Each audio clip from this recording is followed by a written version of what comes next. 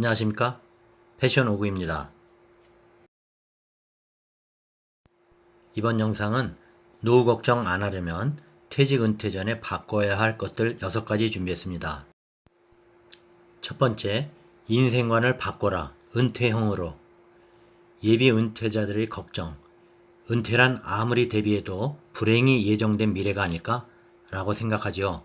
그러나 은퇴 후 삶의 변화를 그렇게 생각하고 있다면 오히려 되물을 필요가 있습니다. 생활인 모드로 삶의 형태가 바뀌는데도 여전히 직장인 모드로 세상을 보고 있는 건 아닌지, 인생관을 은퇴형으로 바꾸라는 것입니다.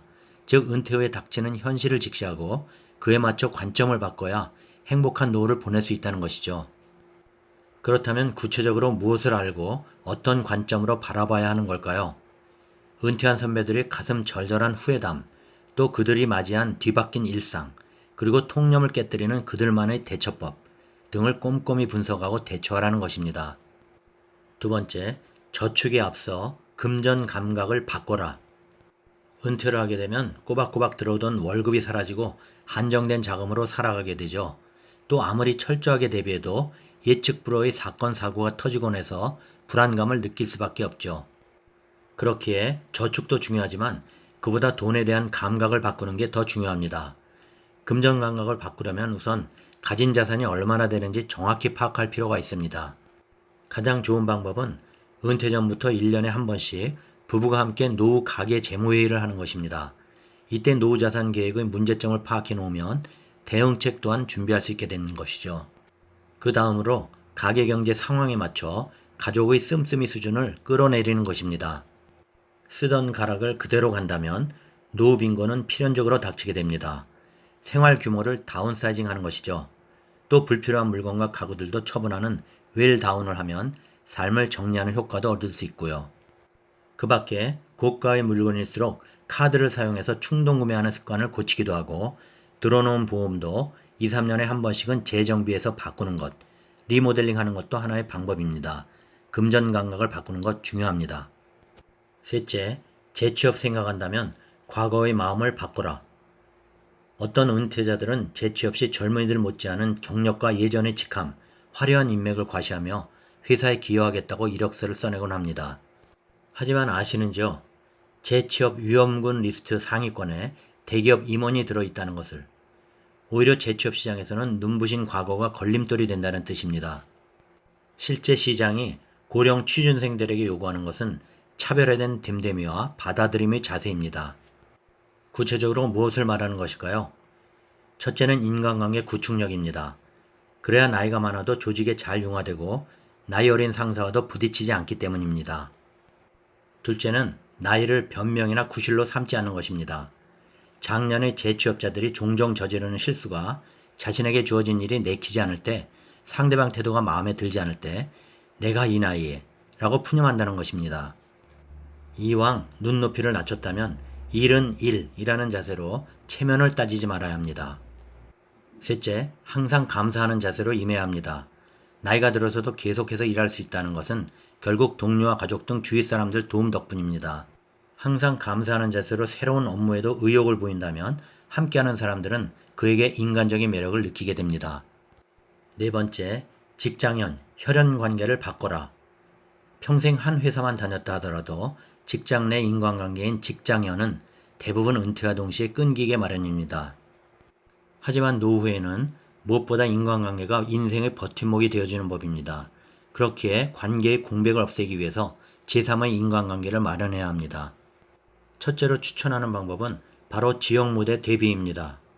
직장에 출퇴근하다 보면 자기 지역 사람들과의 인연은 맺을 일이 거의 없죠. 하지만 은퇴하고 나면 이 배드타운이 하루 대부분의 시간을 보내는 라이프타운으로 바뀌게 됩니다. 다양한 지역사회에 참여할 경우 동네 친구뿐 아니라 지역 내 정보망을 통해서 취업의 기회까지 얻을 수 있습니다. 두 번째 추천법은 취미 모임입니다. 직장과 집만을 오갔던 직장인들은 은퇴하자마자 취미 모임에 가입하는 건 사실상 불가능하죠. 직장에 다닐 때부터 자신의 취향을 알아보고 지역 동호인 커뮤니티에 참여하며 평생을 함께할 취미를 찾아 활동해야 합니다. 이런 은퇴형 인간관계를 맺을 때도 주의할 점은 있습니다. 첫째는 옛 회사 명함을 꺼내지 말라는 것. 사회적 지위는 퇴직과 동시에 사라지는 현직 때의 자산, 빛바랜 과거일 뿐입니다.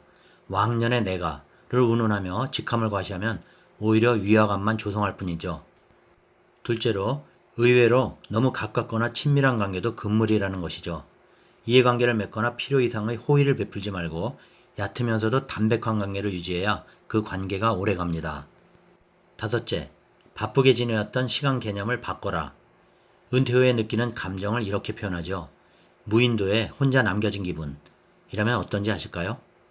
학교에서 직장까지 반평생을 조직 속에서 북적대며 바쁘게 살아온 시간인데, 그러나 노후의 외로움에서 벗어날 방법은 사실상 없습니다. 해가 갈수록 사라지는 관계 속에서 진한 고독감을 상대해야 합니다. 그렇다면 더 많은 관계를 맺고 더 활발하게 활동한다면 이 문제가 해결될 수 있을까요? 힘들죠. 오히려 외로움을 혼자 견뎌내는 힘, 즉 고독력을 길러야 은퇴 후 삶을 더 충실하게 살 수 있다고 합니다. 그렇다면 이 고독력을 키우는 실천법에는 무엇이 있을까요?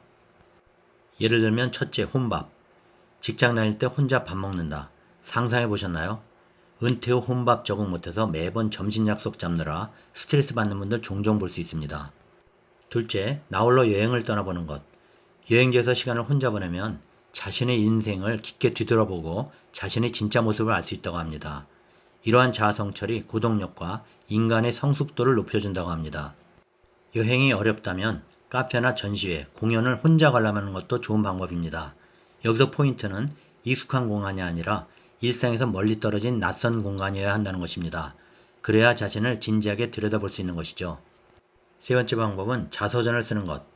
자신의 인생사를 반추하다 보면 전혀 생각지 못했던 자신의 모습과 만날 수 있고 잊었던 꿈도 다시 꾸는 계기를 마련할 수 있다고 합니다. 여섯 번째, 내가 뭐 큰 병 걸리겠어? 생각을 바꿔라. 은퇴할 나이가 됐을 때 우리가 피부로 가장 먼저 느끼는 변화는 바로 노화입니다. 회사와 집만을 오가다 보니 체력은 형편없는 데다 50대가 넘으면 대부분 사람이 지병 하나 정도는 안고 살아가게 됩니다. 물론 운동 식이 조절을 통해서 건강을 유지하는 것도 중요하지만 인생을 길게 보려면 노후의 건강을 현실적인 관점으로 바라보고 대응할 필요가 있다는 것이죠. 첫째, 나이가 들면 노화하는 것이 자연의 이치이므로 이를 받아들이는 것이죠. 몸이 늙는다고 부자연스러운 인공기술을 쓰거나 젊어지려고 애쓰면 건강을 해칩니다.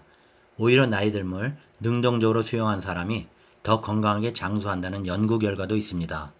둘째, 일상을 불편하게 살아가는 것입니다. 노년이 되면 편한 것만 찾게 됩니다. 이 나이에 굳이 라면서 덜 움직이고 덜 생각하는 쪽을 택하게 되죠. 손을 쓰는 작업을 찾아서 하고 집안 인테리어도 가끔 다양화하는 등 머리와 몸을 더 쓰는 방향으로 살아야 치매를 예방할 수 있습니다. 셋째, 완치할 수 없는 지병이 있다면 그 병을 안고 살아가는 지혜로운 방법을 익혀두는 것입니다. 병에 얽매이기보다 병을 다스리는 기술을 연마하면 삶의 질이 달라진다는 것이죠. 여러분, 인생의 마지막까지 지켜야 할 건강 지침에 무엇이 있을까요? 지저분한 얘기지만 최후의 존엄, 즉 자력 배변을 지킬 수 있는 신체 유지가 가장 중요하다고 말합니다. 이에 따라 노년의 자존감이 좌우되며 간병 비용에서도 큰 차이가 난다고 하죠. 자, 이와 같이 바꿔야 할 것들, 어떻게 보면 사소한 것일 수도 있습니다. 결국 행복이라는 것은 이런 사소한 것들이 쌓여 만들어집니다. 이 사소한 것들이 은퇴 후 강력한 무기가 됩니다. 자, 여기까지입니다. 노후 걱정 안 하려면 퇴직 은퇴 전에 바꿔야 할 것들 6가지 도움되셨나요? 구독, 좋아요 부탁드립니다. 다음 영상까지 안녕히 계십시오.